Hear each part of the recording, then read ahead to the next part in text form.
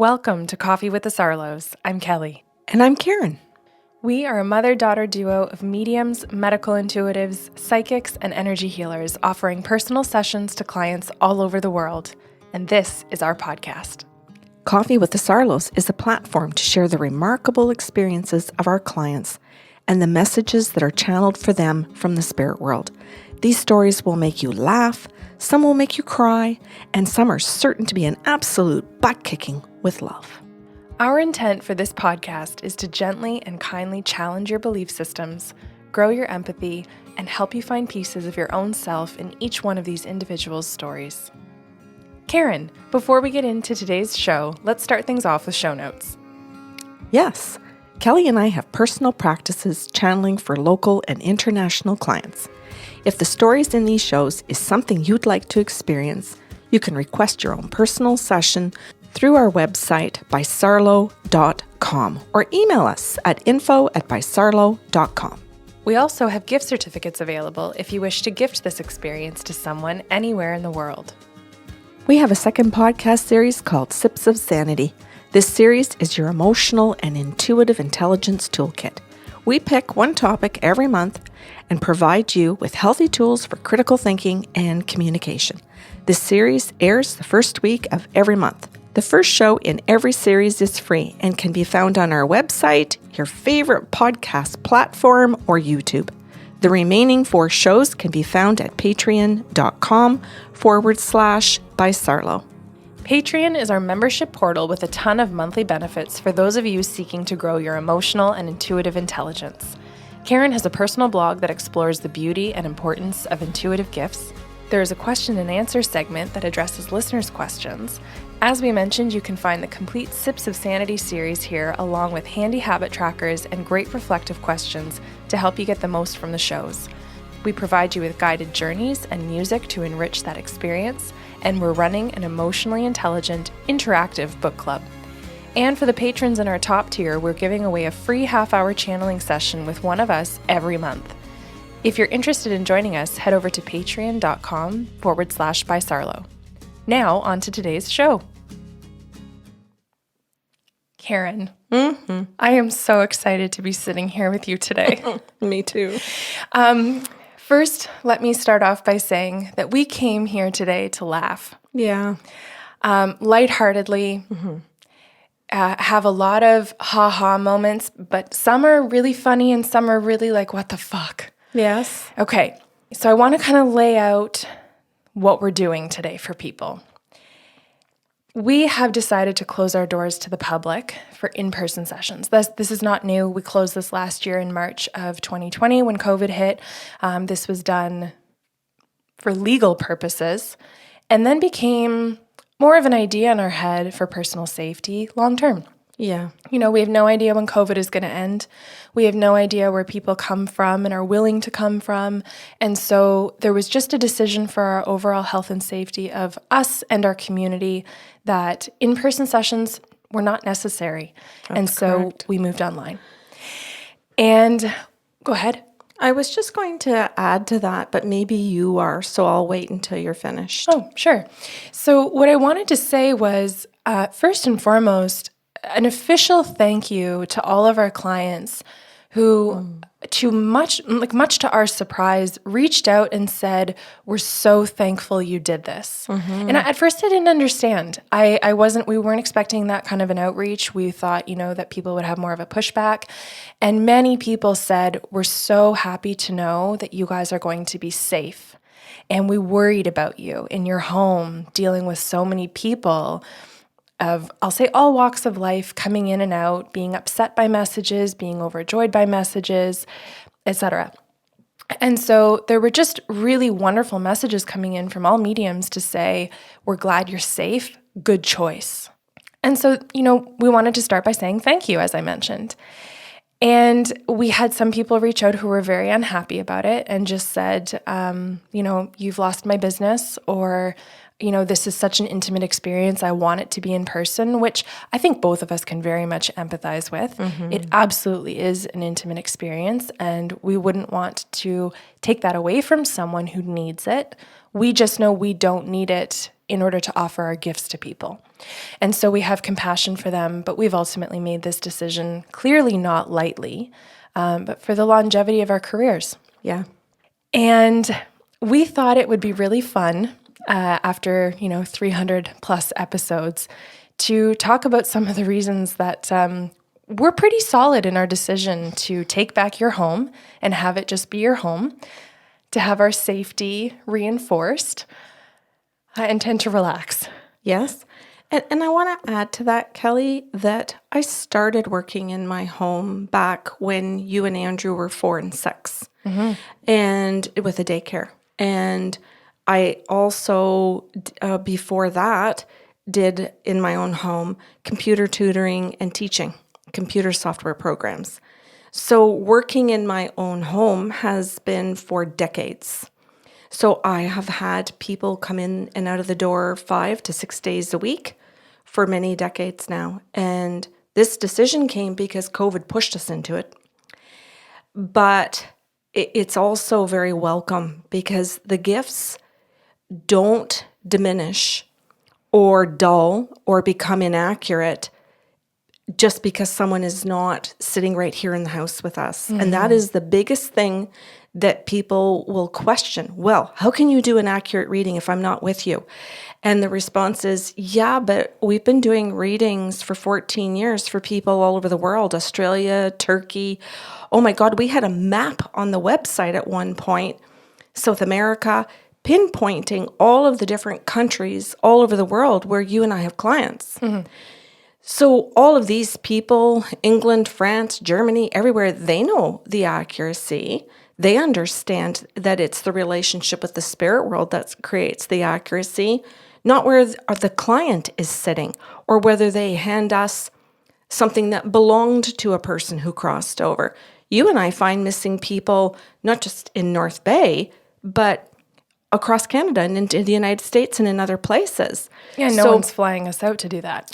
Exactly. So I wanted, and the other aspect I wanted to bring up in this little part of the conversation too, is that while we've gone for some humorous stories today that we just think are light, that people could enjoy and find some humor with, there were other stories you and I opted out of putting in here that have occurred with clients that are not funny, that had very much to do with threatening our physical bodies, that we decided not to include because we wanted to keep this lighthearted as we go into a second year of offering our practices online. Yeah, that's great. Okay, so we are going to launch into some of the very humorous and what the fuck things that have happened while we were running one-on-one sessions in this home. And if these people are listening, we don't mean any harm in doing this. No. It really is that if you can look back and see the humor in it, that's all we're trying to do. And I'm going to add, for safe measure as a coach, if you've learned from it, then we're good. Yeah, there you go. Okay. So the first one, kind of not funny, but I think for a lot of people who have been listening for years on end to our show and maybe have seen us as clients as well, the first one is that you cannot imagine the amount of requests that we have had for groups of particularly women who want to come in and bring their own wine and have a charcuterie board or something to that effect catered in our living room. We don't do parties. We don't do parties for our own business, and we don't host events. This floored me over and over again that someone wanted to have something catered in our home as they listened to the depth of our messages. Okay, I'm going to add to that because I've come out of the treatment room where I've gone in with, say a mom and dad show up and they have 2 or 3 kids with them. Or it could be a group of people, a group of women that have come in, and one person came into the treatment room, say for a half hour. And I walked out at the end of the half hour, and the spouse and the kids, or the rest of the friend group, already brought the food, opened it all up, and were sitting on all over my living room couches, not at my dining room table, all over the living room, eating whatever it is that they were eating. And they had their kids sitting on the couch eating. They had them with juice boxes. They had them at the little coffee table, set up with after school snacks. But some of them actually came with Subway dinners, sitting on the couch with meatball subs, where when they left, I had to take the covers off of the couches because they spilt chocolate, they spilt the juice box, they spilt the meatball sub. And if anybody knows the color of my couches, because I'm going to say because I'm a single woman now for the last 10 and a half years, they were fucking white.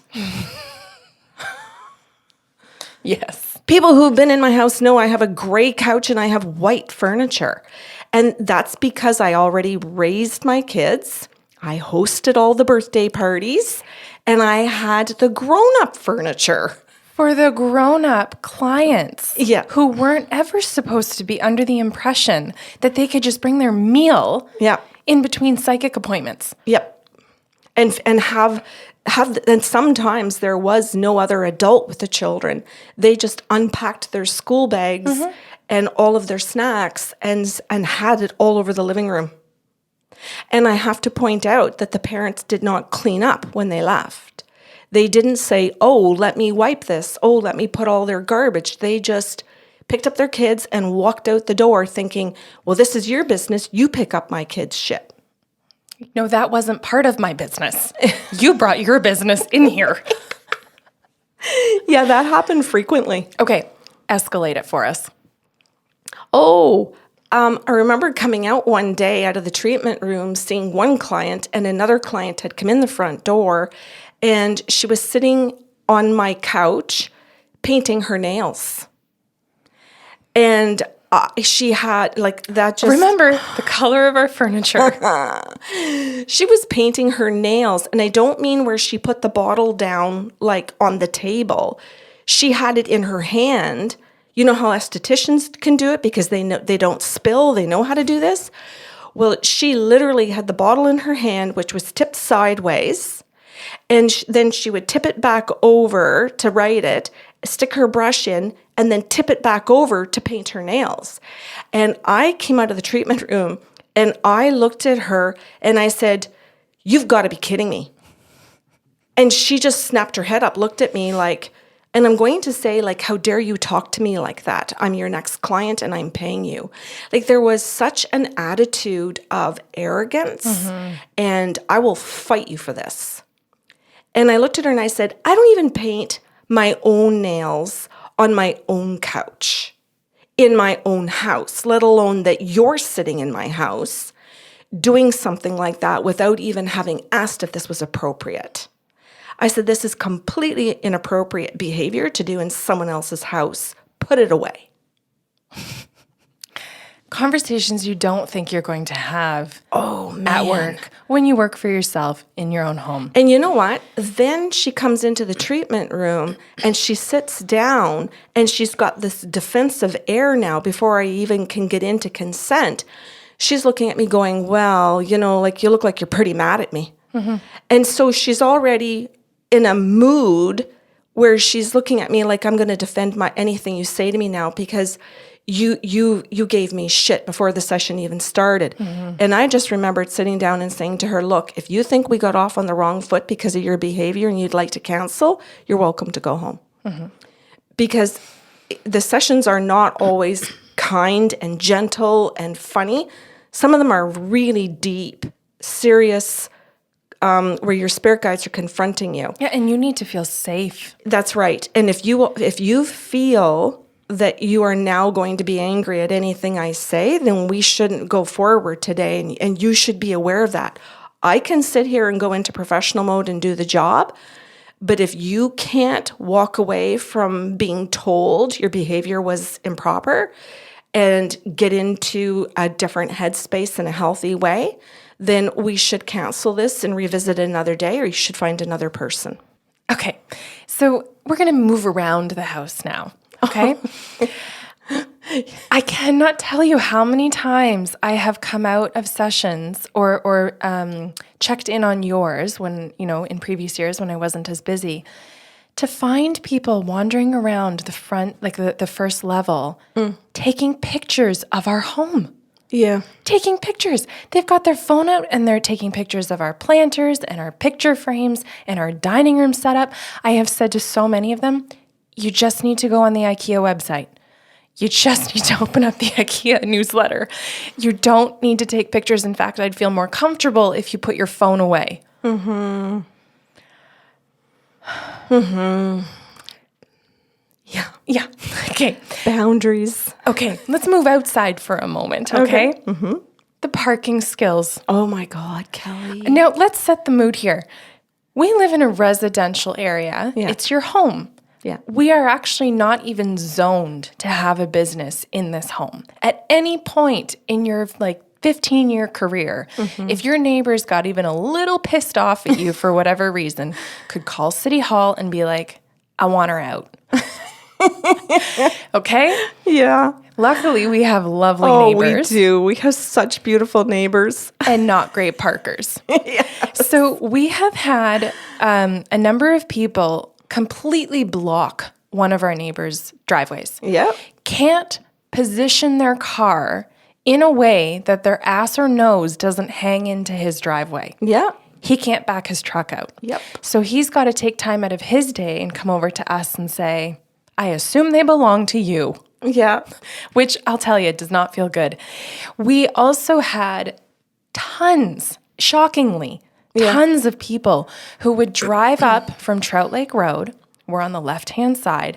They would just cross the street and park their car on the side of the road facing the opposite direction of traffic, which, by the way, if you haven't been educated, is actually illegal. Yeah.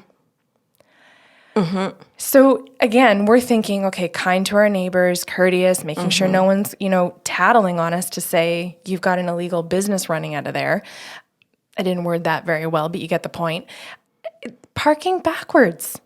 This blew my mind. Like you don't have enough time in your day or enough common courtesy to just do a roundabout one house over on our street. We have a cul-de-sac. Yeah.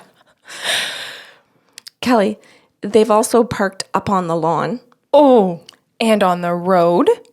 One lady parked in the middle of the road so that no cars could go down either lane. No, not even a hint of I pulled over. Nothing. She parked in the middle of two lanes And- so that no traffic could go up and down the street at all. And I remember going out and saying to her, you need to move your vehicle. And she was like, no, I'm fine. I said, no, you will move your vehicle. You will turn it around. Well, you mean you're telling me that you're going to tell me how to park? And I'm like, yes, I am going to tell you how to park. Turn your vehicle around or I won't see you. And it's just like, until they hear the threat of you're not getting your appointments, so you might as well go back and sit in your car then. You're going to move it one way or the other.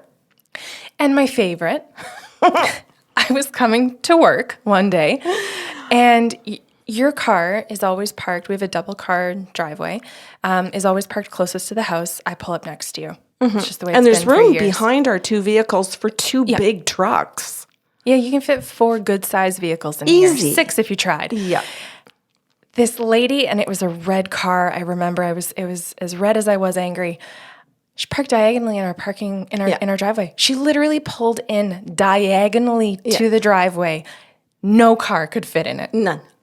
And I couldn't, well, I wouldn't have been able to get out, but no one could get in is the point. And we've said how selfish do you have to be, first of all?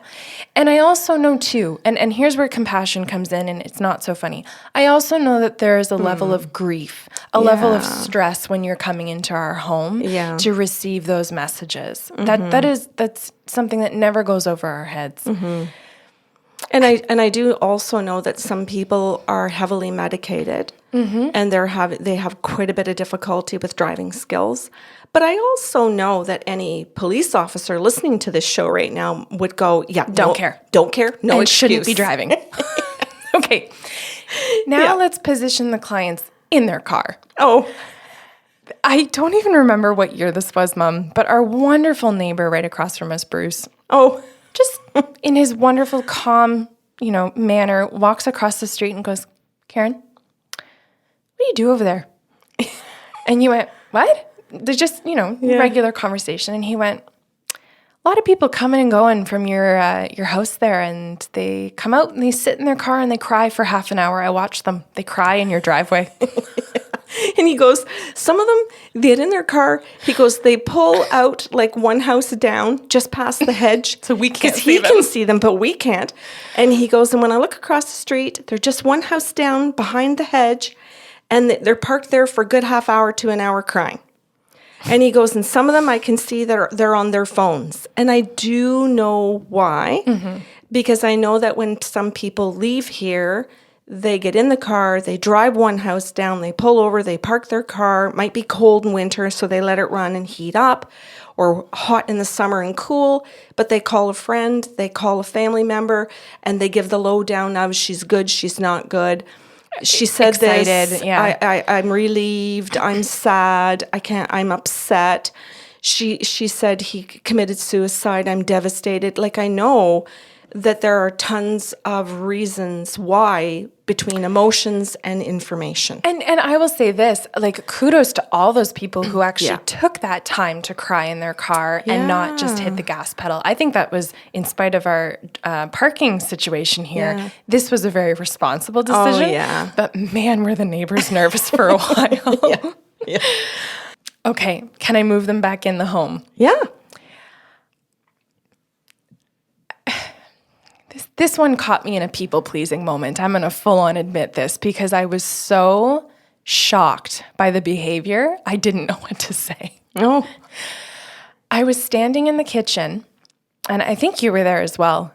And, a lot of them used to come out of your room in the back part of the house and use the ledge on the side between the dining room and kitchen to write their check or to count their cash or whatever they needed to do for payment. And this one woman did that, then leaned in and across and stuck her hand in the almond jar. Yeah. I remember thinking, what the fuck is happening? Yeah. This is not I wouldn't do that at a restaurant. I wouldn't do that at a cafe. Yeah. Like, if I was anywhere in public, there's no way. And even at friends' homes and family, hey, do you mind if I have some of those? Yeah. And if I wanted nuts in a jar in someone's home, I would ask them if they have a teaspoon or a tablespoon or a scoop. Like, how do you Could you get me? Yeah. Like, do you have a scoop to get them out? Like, do you pour, or I would tip it and pour it out. But to stick your hand into the jar was something that reminded me of when I would have been 3 or 4 and my mom would have corrected my behavior. It was a reach around. It wasn't even like, hey, we put these out for you guys. Yeah. This was like, I'm not standing in your kitchen, but I'm now in your kitchen with my arm, eating your food. Yes.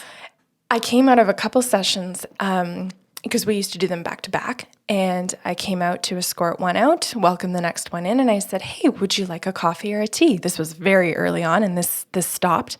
No, thanks. I made myself one. Oh, she went into our kitchen? Like at home? No, just now. I was waiting. Oh, so okay.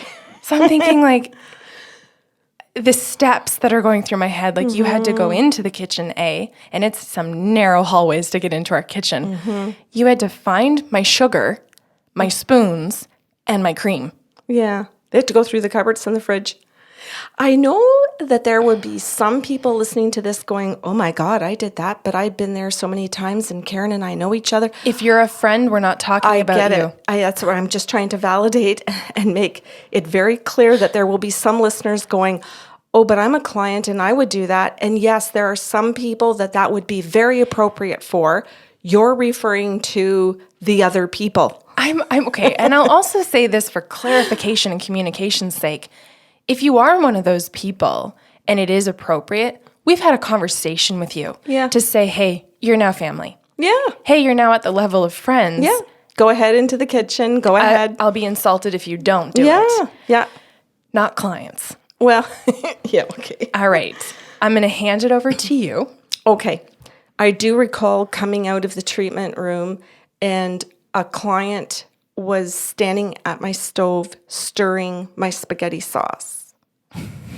So again, she had to go into one of the drawers, which she would have had to just go searching. So she must have maybe she got lucky and got it in the first drawer. Our kitchen is not intuitive. Yeah, it could have been any number of places, but she went into one of the drawers and she was stirring. And as much as I find this a funny situation, I remember her saying to me when I came around the corner and I looked, I had such a shocked look on my face because it was just like, what are you doing? Like, I just couldn't fathom, like, what are you doing in my kitchen? I'm violated, but it looks so kind. Yeah, why are you stirring my food? Did you taste it? Like, what's happening here? Like, I just remembered being surprised, really, truly just astonished. And her response to me was, which really explains her thinking and her intention, she said to me, well, she says, I'm happy to do this for you. She says, obviously you got up. It's a bright, sunny Saturday morning. You put your sauce on and your meatballs for your supper and you're taking care of us. So I thought I would take care of you. So like I see where her intention is so kind. And she's like, well, you're taking care of us, honey. So us ladies, well, we're just going to take care of whatever you need to do.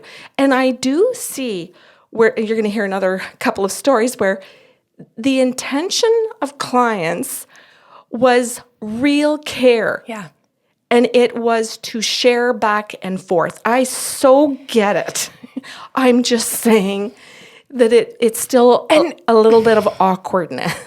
And here's the thing, if we were all volunteering together, that would be wonderful, and it would be an immediate thank you. Yeah. If it was like other circumstances where it was assumed that we were to be taking care of one another. Right. Okay. Yeah. Yeah. And regular listeners are like, man, they've done so many episodes on people pleasing. This is the perfect example as to why we often hate the people pleaser, because we don't feel like we can actually be mad at them because what they're doing is nice, but it's still in violation of boundaries. Mm-hmm. Correct. Okay. This is one of my favorites. Yeah, because then how am I supposed to come back and actually say something to her? Get out of my kitchen. Yes, get the hell out. Like, what are you doing? I'll still take care of you, but fuck off. Like, it's such a mess. Okay. This is one of my favorites. Mm-hmm. So this is a secondhand story because I was not here for this, and you'll understand why. You were in a session. Oh. There was a client in our living room, which was our waiting room. That's what it doubled as people are hearing. Way pre-COVID. Andrew walked in, your son, my brother, and the woman in the living room goes, "Can I get you a coffee or a tea?" And Andrew looked at them and he was like, "What the fuck?" He's like, "I'll get it myself," which she probably didn't even question. Oh, yes, I guess everybody comes into their homes and makes their own cup of coffee and tea. No, I'm saying she probably didn't question it because she was willing to get up and do it as well. Right. She probably walked in with the same fucking attitude as Andrew. Yes. Right. Okay, get what you're saying. Oh, my goodness. The look on his face. Did he say? He goes, "This is my house"? He did. He goes, "I live here. I'll get it." Oh, that's awkward. Yeah. Okay, so this next one, there doesn't need to be much context.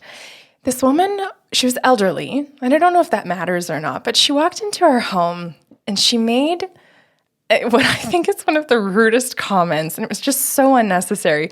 She goes, "Who decorates with gray?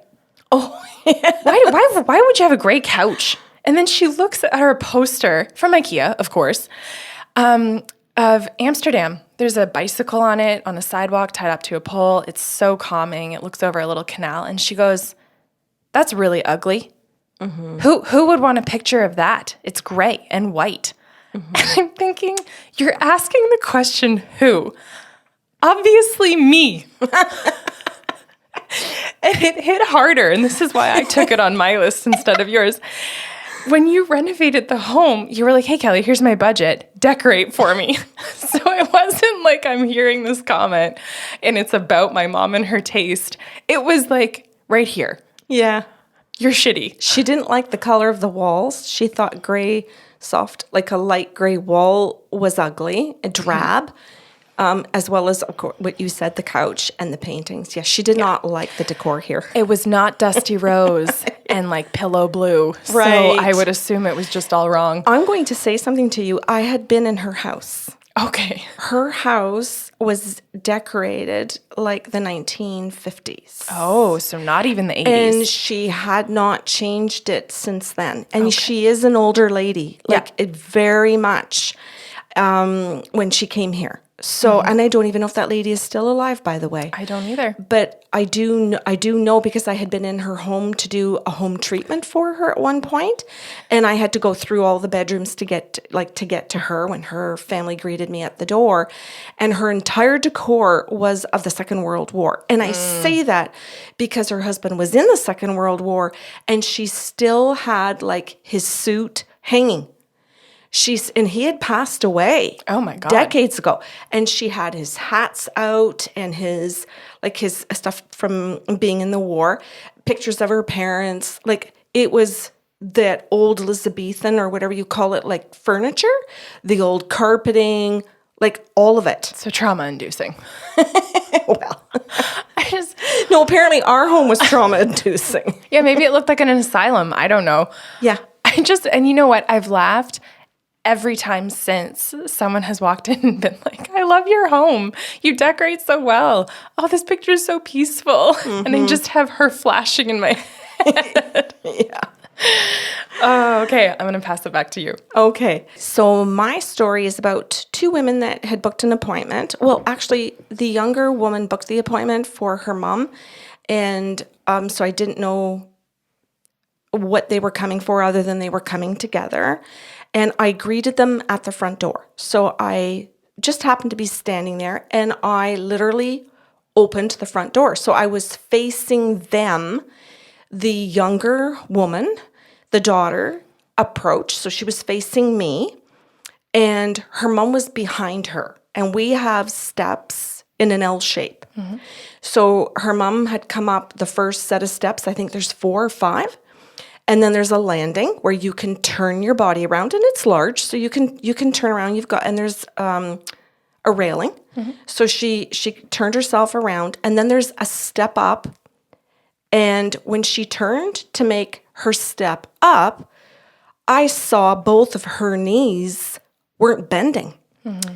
They were both locked, but the upper part, her head and her shoulders, were in a motion to go forward, but her feet were not moving. Mm-hmm. And her knees had locked, so she face planted. And I say that meaning that she didn't even put her hands out to protect herself. She literally smashed her face into the cement. Mm-hmm.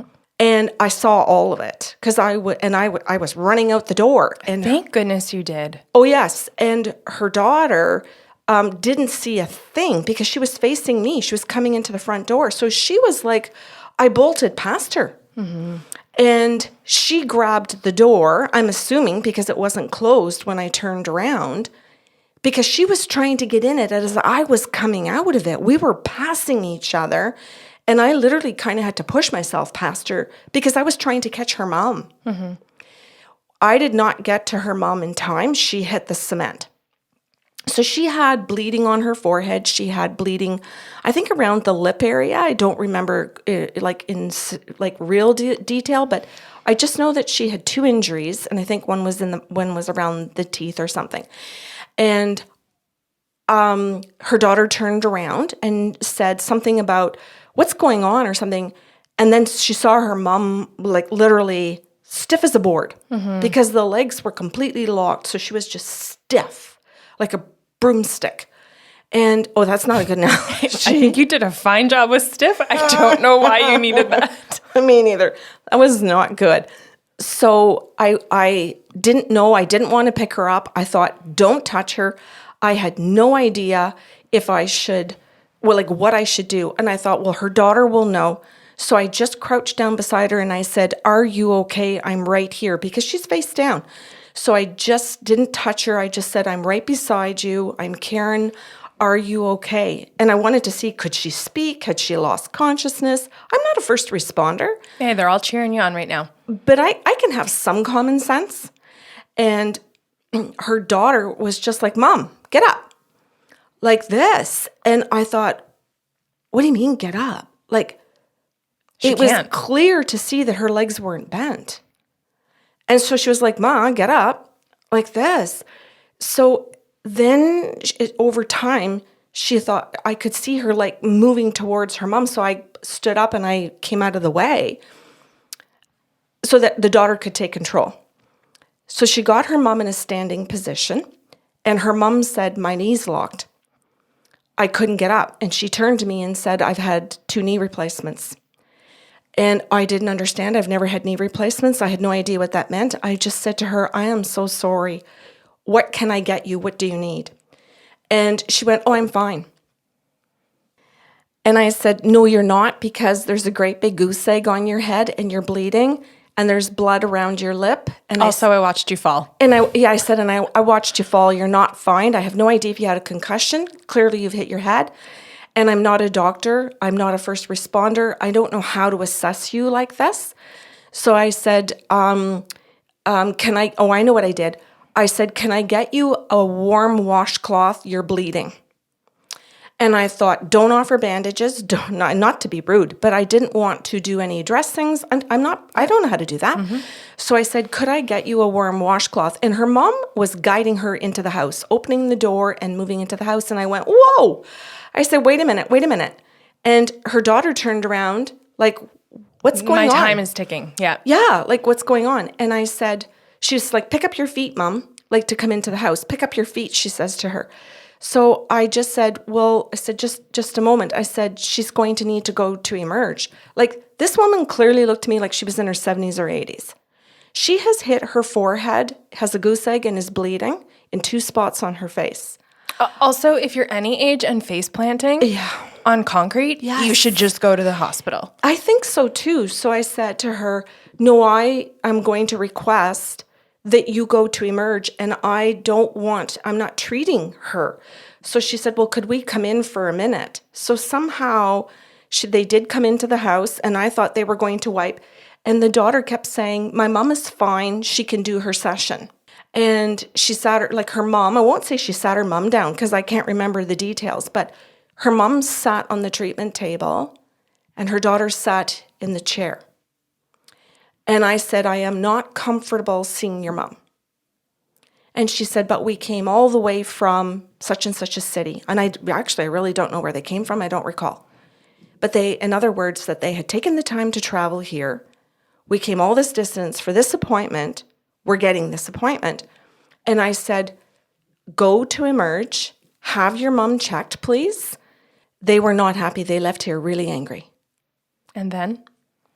I called later that evening, the daughter, because I only had her number, not her mom's. And I said I wanted to check in on her mom, and her daughter was still angry with me. We were trying to take care of your well-being. Mm-hmm. Yeah, but anyway. Next. Are we changing gears here? Yes, we are. Okay. So this one happened during COVID-19. Okay.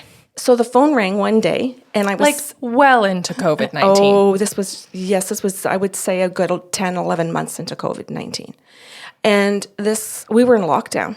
It was essentially like you as a single person bubbled with another household, only out for essentials. That's it. And the phone rang, and this lady said to me, I'd like to see if you have an appointment for today. And she says, do you have any openings? I'm in my car, and I could drive right over. And I said, no. I said, you certainly can't do that. I said, we're in COVID. And she said, well, I was in such and such a city out for a drive on a nice sunny day, and I just drove my way to North Bay and landed here and thought, wow, it would be really fun to just drop in and see a psychic and have a half-hour fun session. There's so many things wrong with that sentence right now. Yeah. And she says, so I just thought I'd drop in. So why can't I? Don't you want the business? Don't you need the money? Oh. Yeah. And I said to her, well, lady, we're in lockdown.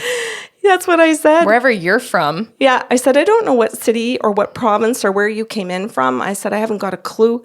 And I said, but in Ontario, overall, we're in a lockdown of some sort with rules. But specifically, North Bay is in a high lockdown. And we're non-essential. And I said, we're a non-essential service. So no, there's nobody in person. But, our client base is all over the world. So you could do it from your car, sitting in the parking lot, right where you are when I have my next opening today. And no, if I can't come and see you in person, then I'm not doing it. So I just had to basically say, okay, have a good day. Oh, you're not done though.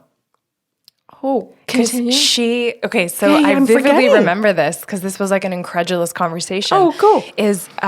After everything that you said, you were like, no, that's not happening. And she was like, well, I have 2 other girlfriends here. We're here to shop. And we thought all 3 of us would do a session. So don't you want 3 $125 sessions today? Right. And it's like, so you didn't just take a road trip on a whim by yourself and land here. You took friends with you. I forgot that. And said, hey, ladies, why don't we all go to a medium and psychic? And I think, this is a great example of selfishness, of people not, paying attention to rules and all of that, but also to why so many people reached out and said, we're so grateful you guys are taking care of your health. You have no idea where people are willing to come in from in spite of health cautions, and jeopardize you, thinking nothing of it.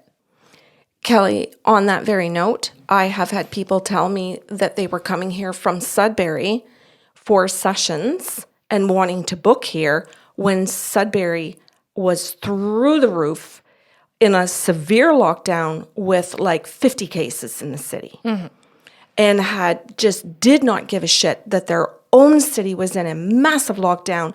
And I think at that point we had 3 or 4 cases in North Bay. Yeah. Quarantined and like resolving. And Sudbury had the variant. So it was on top of that. She knew that they were in a high lockdown. They had the variant. And it was like, I'm just going to go travel to any city I want and get whatever I want and have the fun that I want because it's all about my pleasure. But also then expecting that professionals are going to say, oh, sure, and we will accommodate that. And that my number one priority in life is money. Yeah. Contracting a virus, that may not never let me spend the money. Right. Yes. Okay, you're next. Oh, I am. I saw red this day. I escorted 2 women up the steps who were coming to see you. Again, I was quite slow. And I said, oh, come on in, ladies. She's just with her last client. You can come have a seat on the couch and just wait. We've got a washroom if you need to use it. My whole spiel. And the 2 women walked in. They hobbled up. They weren't doing too well. And one woman took her shoes off pretty quickly and sat herself down in the living room. And I turned around to the other one and said, do you need anything? And she had this face like, oh. And she looked, I don't even know what to say. She looked fearful. She looked upset. Oh. I didn't know what to say. Yep. And I looked at her and I went, are you okay? And she goes, I dropped my cigarette down your vent. I said, oh yeah. You what? Right. And she goes, I carried my cigarette in with me from outside because I just wanted to put it in my pocket for later. What? Yeah. And I dropped it down your vent when I went to take my shoes off. And it was lit. It was fucking lit. Oh my God. Keep in mind, okay, so I'm like, I hate cigarettes to begin with. You can't even imagine. I can. Well, I know. I hate them as much as you. I'm talking to listeners. So I pick up the vent, trying not to lose my shit on her, and it's fall. So she bends over to help with, I don't even know what at this point, and off of her shoe and coat drop all kinds of muddy leaves into the vent on top of her lit cigarette. And I'm thinking, the fire department's going to be here soon. I couldn't talk to her. Oh. I was so, I couldn't believe every single thing that she had done, that she would fathom in the 2000s, this is past 2010 even, that to bring a lit cigarette into someone's home, business, etc., unheard of since I was a kid. Put it in her pocket. That doesn't make any fucking sense to me. Might indicate how stressed she was. Oh, I think I could have rivaled her. Oh, right. I just said, go sit in the living room. Oh, I just said, you will handle it. I don't want your help. I said, you can just go sit. And she was like, okay. Didn't even apologize. oh. And, maybe it was out of embarrassment. Maybe it was out of anxiety and fear. I have no idea. It's fine. Like I said at the beginning, if you've learned from this and you're listening, great. Yeah. I couldn't talk.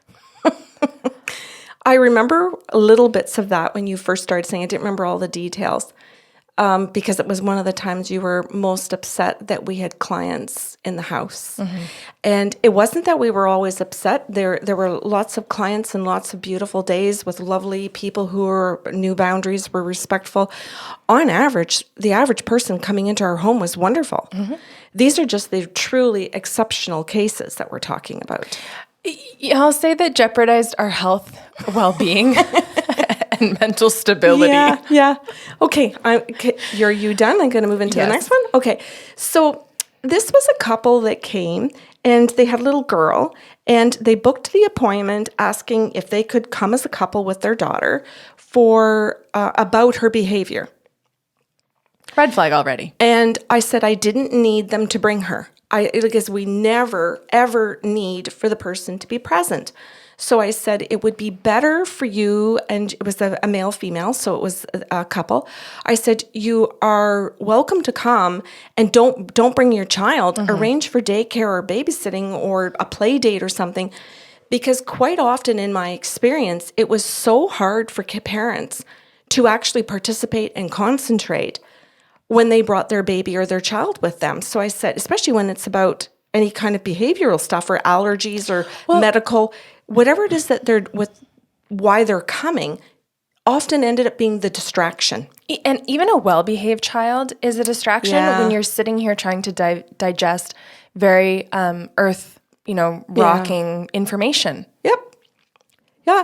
So they arrived, and the mom says to the husband, I'm going to go in the room and you stay out here with her and you watch her. So they decided that once they got here that they were going to split this up. And it seemed that they made the decision very last minute. But efforts were made.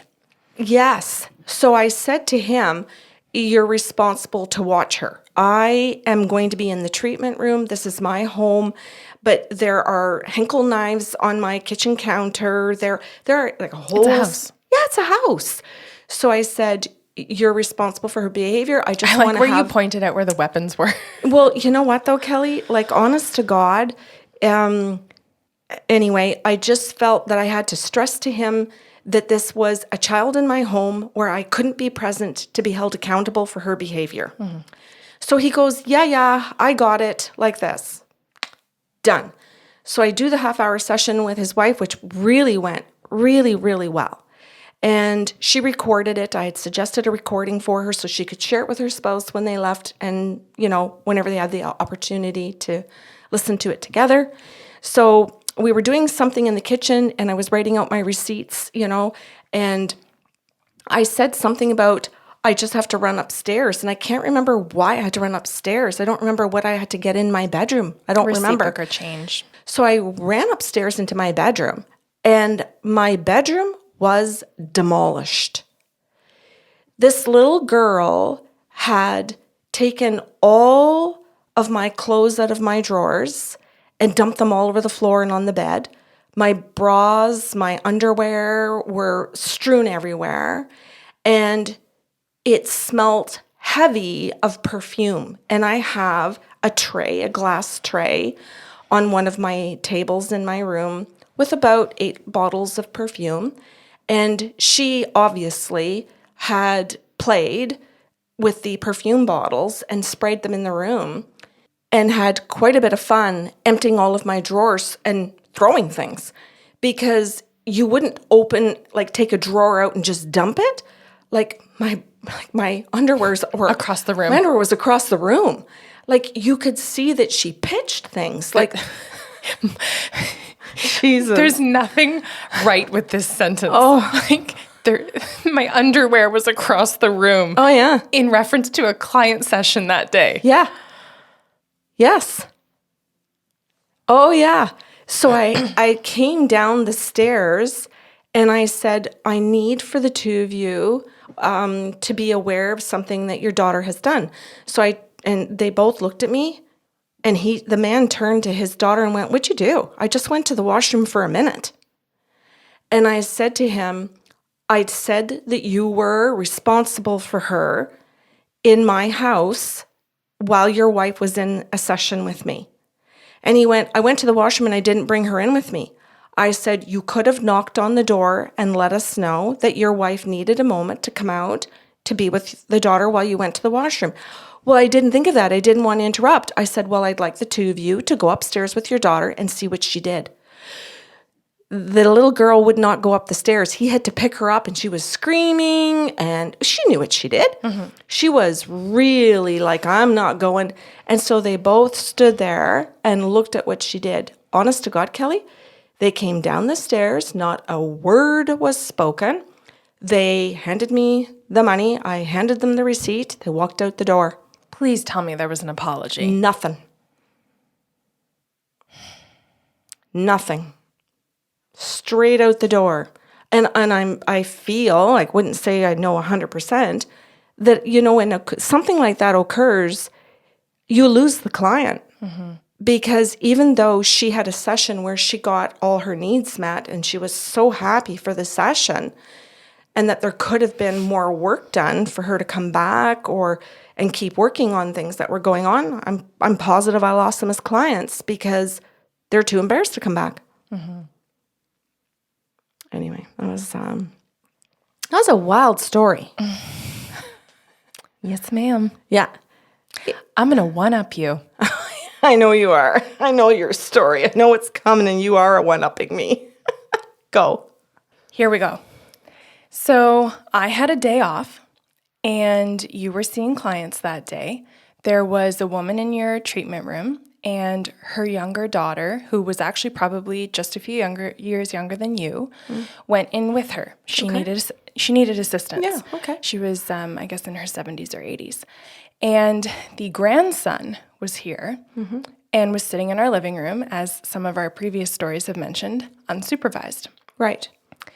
And that's fine. They'd been here a number of times. He was very well behaved.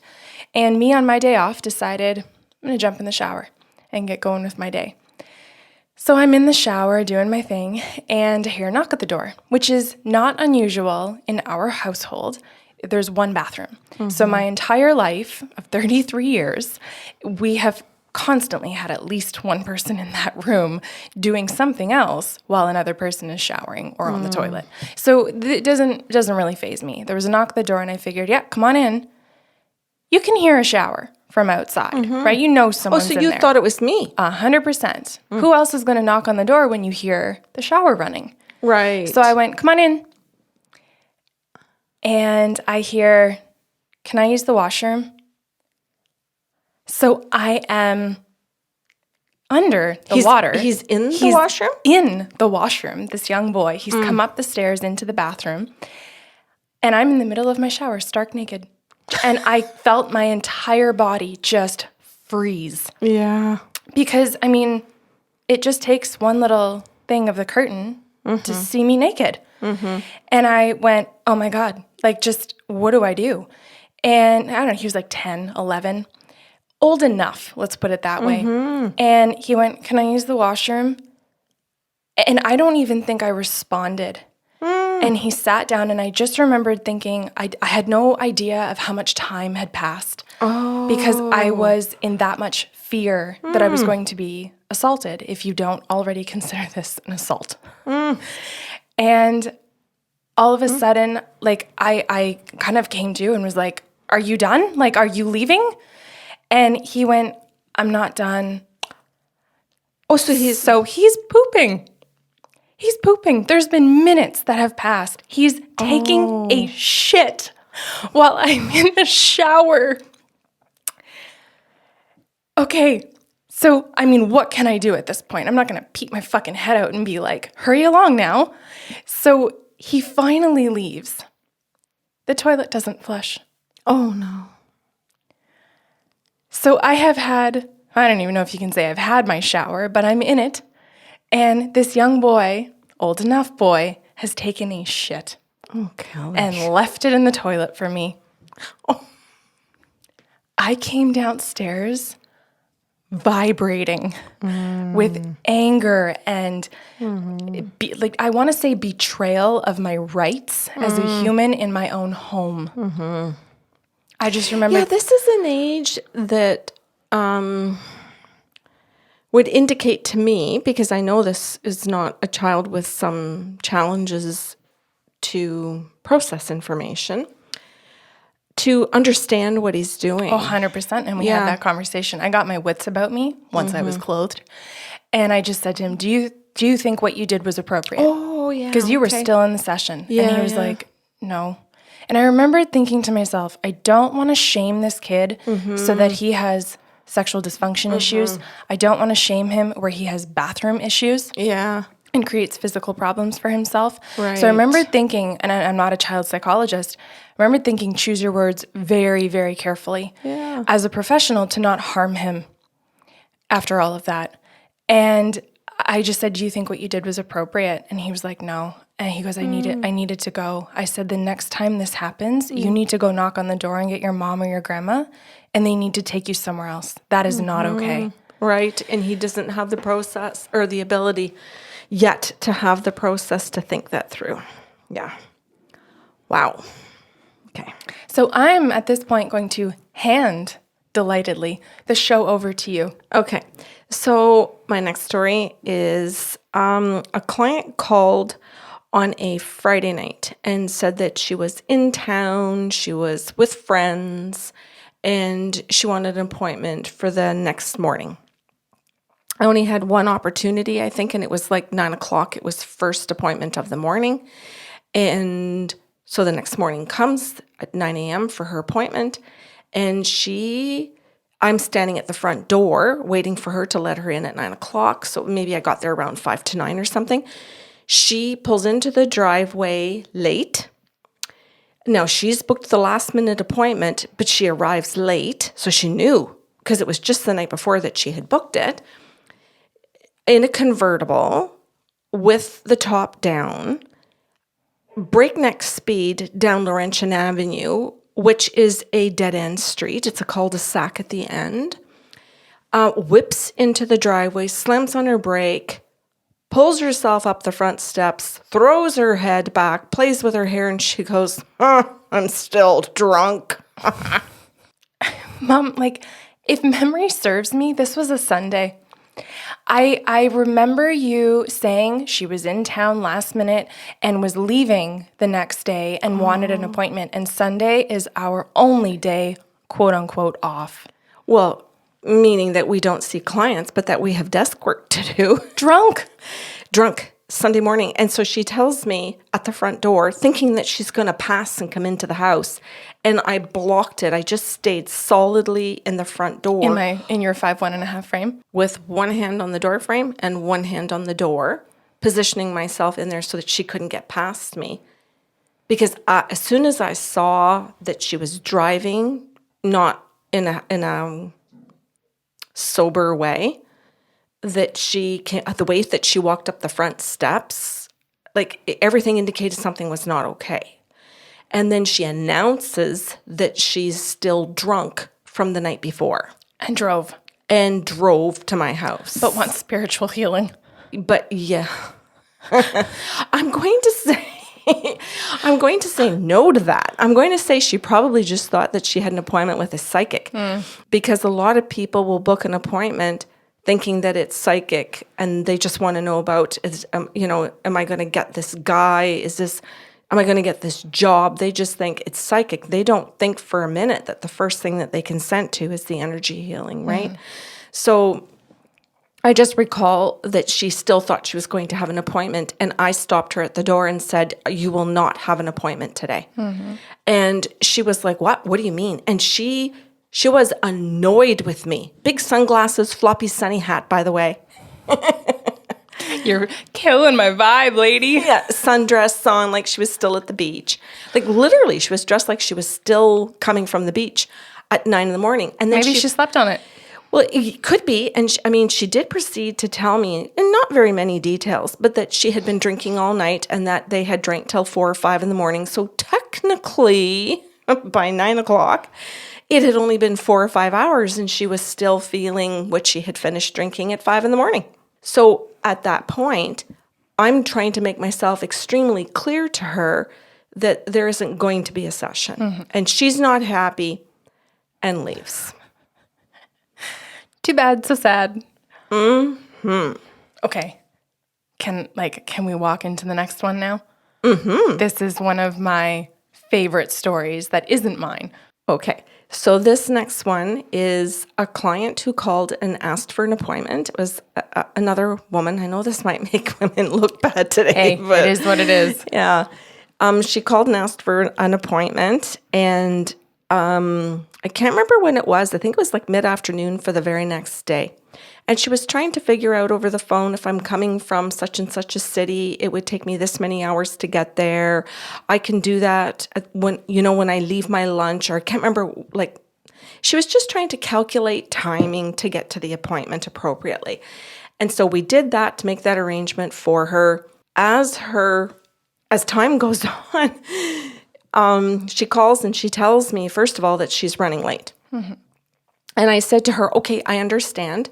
As luck would have it, I don't have a client right after you, right on time. I have a half-hour break.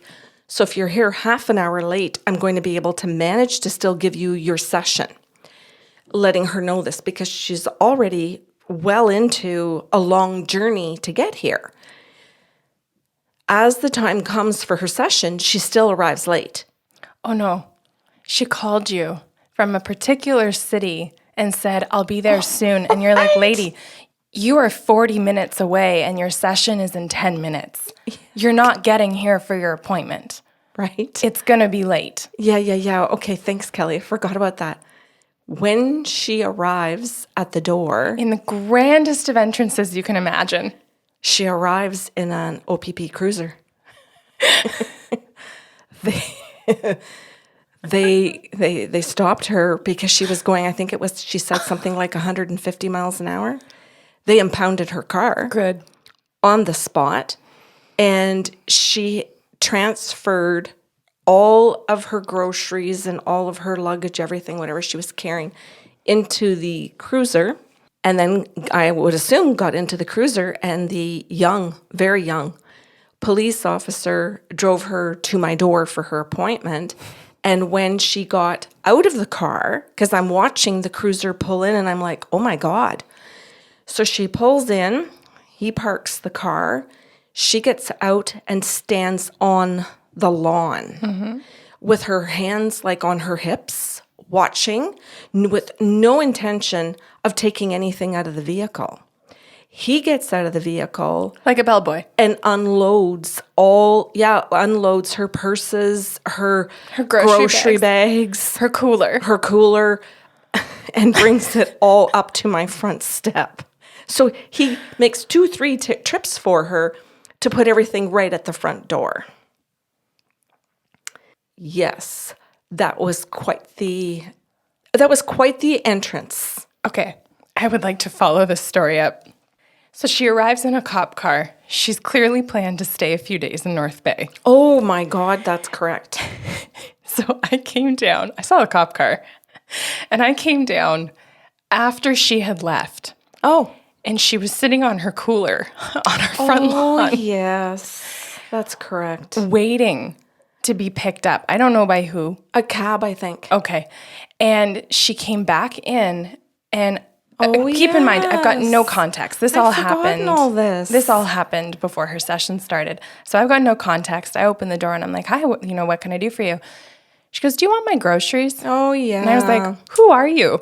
Yeah. She's like, well, I just saw your mom. I was a client and I can't stay here anymore. So I'm going to have to go back to my city. And I can't fly back with my groceries. So do you want them? Right. I totally forgot. What a horrible trip for that lady. Anyway, I have empathetic anyway, I wouldn't travel 150 kilometers to get to an appointment. I would just call it a day. But, yeah. Or do it online. Yeah, there were so many other options. So Okay, obviously, the part that gets me though, the reason it made this list is the being escorted by a cop. You had to do some pretty fucking good sweet talking. yeah, she'd be a good negotiator. Like, how did you not end up at the police station filling out documentation because you were going 150 and a 90? Yeah, I don't know. I don't She really got know what the escorted. protocol there is. I see what you're saying. I'm not certain if that's just a ticket and off you go on your way. That's I don't massive know. demerit points. All right. All right. Okay. Okay, this next one, Kelly, is actually one of my favorite ones. This is a personal favorite of my own. This gentleman came to the house, and I would say, I'm going to just guess late 50s. He could be older, maybe 60s. He could be younger. Yeah, okay, that's fair because it's just guessing an age. So let's just say a mature person comes to the house for a full session for an hour. He came into the treatment room and stood there and says to me, I think I said to him, which chair would you like? Because there's 2 chairs in the room and there's a treatment table. And on the treatment table are these blankets you lay on top of, and then there's, go ahead. Well, but generally speaking, you'd be offering him a chair because that's where consent happens. Yes, that's correct. And if they're saying yes to energy healing or they wish to relax, then the Yes. table is an option. That's correct. And some people do walk in and think that they're going to go straight to the table and lay down. But those typically, as far as I would say, what I saw in my practice in those 15 years were clients who had been here several times and knew the consent process, knew they were going to lay on the table, and were looking at me ready to say, go ahead, do the consent process. Yeah. Yes, no boundaries, da da da. And they can't, these were consistent Keep people. going. So anyway, he stands in front of me and I'm saying to him, which chair would you like to take? And I'll take the other one. And he said, well, I'm going to take the table. I'm going to lay down. And he says, are you okay if I get naked? And my response was, absolutely not. You are not getting naked. I And? said, well, he persisted. He went into an explanation of, well, whenever I see any of my professionals, I always take off all my clothes. And my response is, that's not fucking true because you can't go see a chiropractor and strip and get naked. Like, I've seen chiropractors for 4 decades. I've never once taken my clothes off. Like, I knew that what he was saying was a lie, which then puts me into I'm on my guard because, where's my fob key? I want to make sure because this guy is asking for something that's crossing boundaries. So he's basically just trying to see if I will set them. Mm-hmm. And if I'm not, he's going to strip naked and walk around the room and lay down on the table. And he will. So you said to me after this guy's session, He asked me to get naked, or he asked if he could get naked in this session. Be careful. Mm-hmm. And because, we got to keep each other informed and safe. I was working my spa job. And about a week later, guess who walks through the door? Him? Oh, yeah. Oh, and I dear. turned to one of the estheticians and I went, are you okay with him in the room alone? And she goes, yeah, he asks to get naked all the time, even if I'm doing nothing related to the lower half of the body. Like his nails. His fingernails. He wants to get naked. Right. And lo and behold, if I don't see him a month later in our chiropractor's office, Oh, I went, God. He's the naked guy. And she went,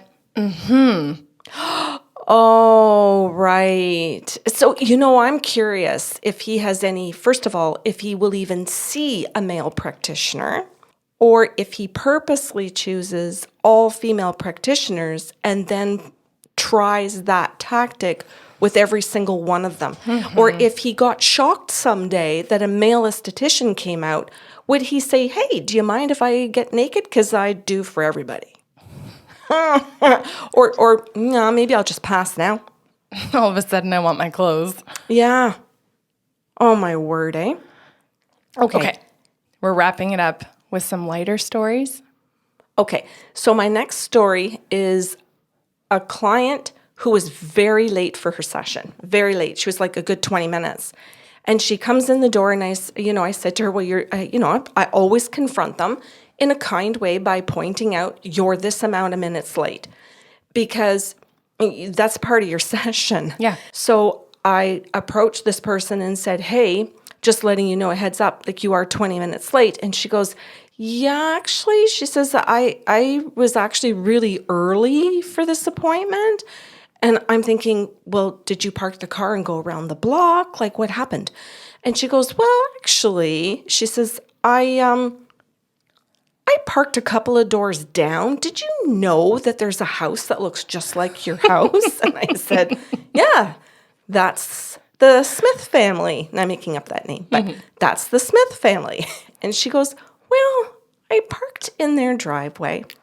And you know how you have a policy to walk right in the door and make yourself at home? And I went, uh-huh.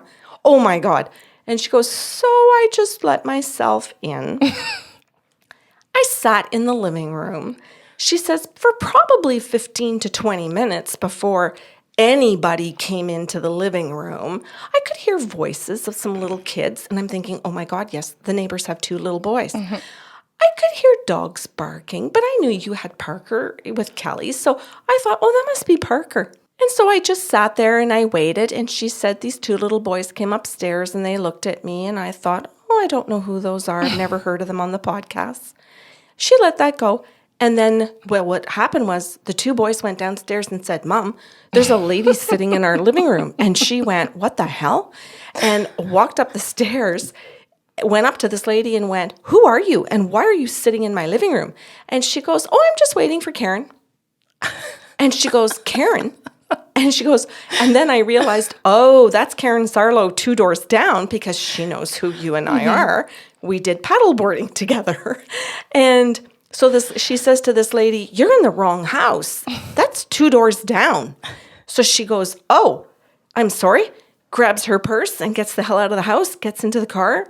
And shows up 20 minutes late. Good 20 minutes late at least. So she went and sat in the wrong house. Let herself in thanks to our open door policy that we used to have when we saw people in person, right? Yep. Okay. Well, this is our last story. Yes. This is our very last one for today's. So this next story starts with the fact that I'm in the treatment room already doing a client. Oh, that doesn't sound good. I was already seeing a client when I came out, did the bill, receipt, that kind of stuff. Then the next client was already sitting in the waiting room, like right in the living room. So she just got up and she came into the treatment room with me. And we were going through consent and then we got started into the treatment. But we were just at the very beginning of it, like within the first 2 to 3 minutes. And I hear a lawnmower going. And it's like, oh. And I thought, okay, at first it's like, well, where is that lawnmower? And I don't know why I think that way. Like, is it on the left side, the right side? I just thought someone was mowing the lawn. Well, it gets louder and louder. And it's like, no, that sounds like somebody's mowing my lawn. Like they're on my property. So I said, excuse me. I said, it sounds like someone is mowing my lawn. She goes, yeah, that's fine. That would be my husband. And I went, what? She goes, that would be my husband. We came here together. And when we pulled in, he clearly saw that your lawn needed a mowing. And he would have helped himself to the lawnmower and the gas.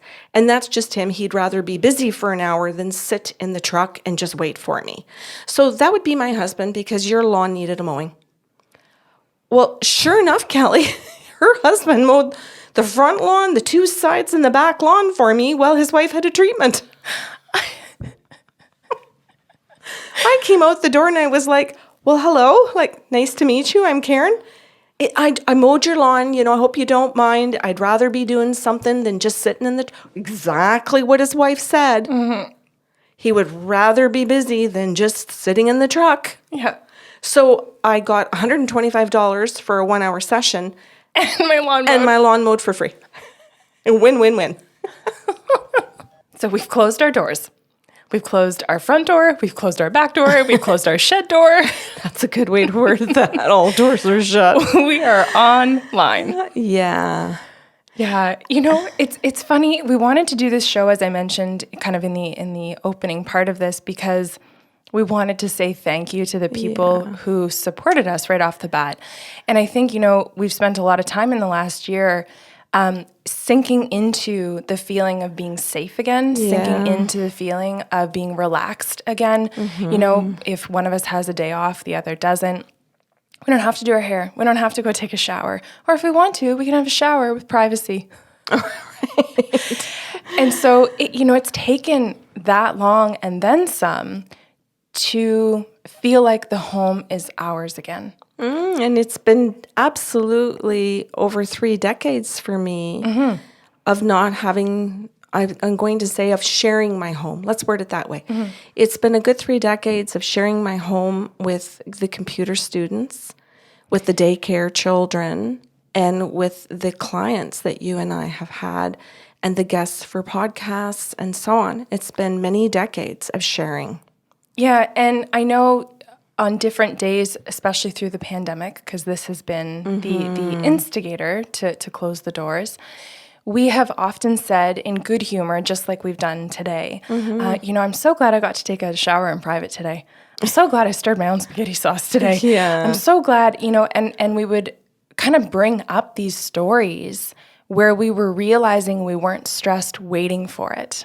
Waiting for another story, waiting for another client that was going to cross a boundary in our own home where we had to say, no, not appropriate. Yeah, it presents challenges when you're working in your own home. And I'm sure many other people are doing the same thing. Similar things that we do, or counseling services. I know there are lots of people that work in their own homes that provide their service over technology now through Zoom, who may have gone through similar hesitations and wondering if they're going to be okay by keeping their practice online, if people will understand and accept the change.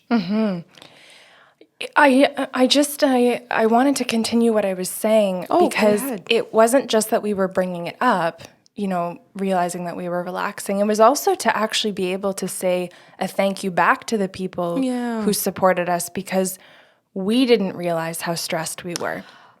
We didn't realize how nervous we were, or how nervous we should have been in some situations in those stories we left out today. Minus the naked man. Yeah. And maybe the cigarette down the vent. This is true. I think you've done a lovely job, Kelly, of illustrating for people that we took out the stories that might have upset them, or had them really understand all in one quick story as to why we did this. Oh my God, they were threatened. Oh my God. You can do certain stories where people get it more to the point, but it's done more in a harsh way, and that wasn't our intention. We wanted this to be a big thank you to those who did come visit us, to those who did come share our home with us. There were so many people that did it within healthy boundaries. And there are lots of clients now that have moved to online with us for the value of the service. Yeah, and you know what I will say, one of the things I actually miss most about having our doors open is how many people would sit in that living room, waiting room, across from the chalkboard sign and say, did you write that just for me? Yeah. We have a chalkboard sign still in our living room that says, you are safe. And I loved and relished in that moment to think that you and I have created a space that provided that for people. Yes. I miss being able to offer that for them. Me too. In the in-person way. As you know, we're huggers, and I mean, that doesn't go very well right now, but that is certainly something that we will miss for sure.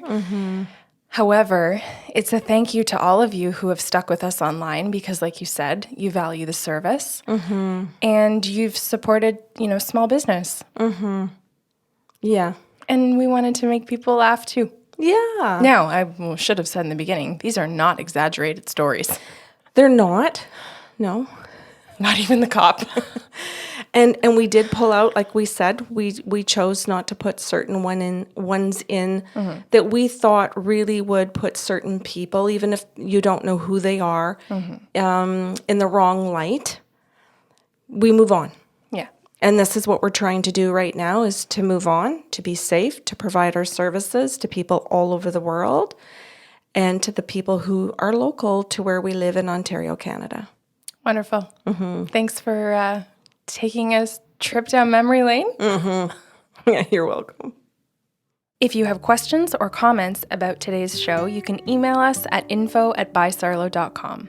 No matter where you've tuned in from, thank you for joining us. Please make sure to subscribe and join us next Saturday for a brand new show.